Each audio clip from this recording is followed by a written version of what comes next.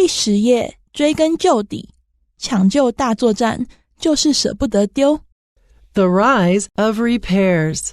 A great way to get things fixed is with a little help from some friends. One organization that is devoted to doing this is Repair Cafe. They help to set up locations where people can meet to fix things together in a community environment.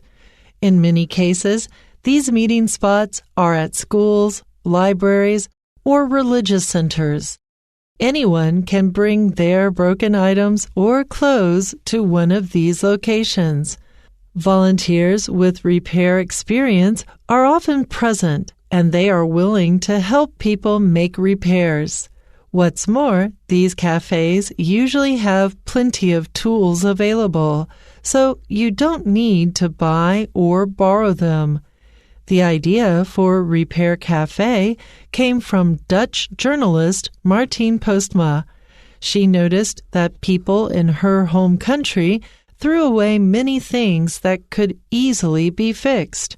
She wanted to do something to reduce the amount of waste and protect the planet for future generations. Postma opened the first Repair Cafe in Amsterdam in 2009.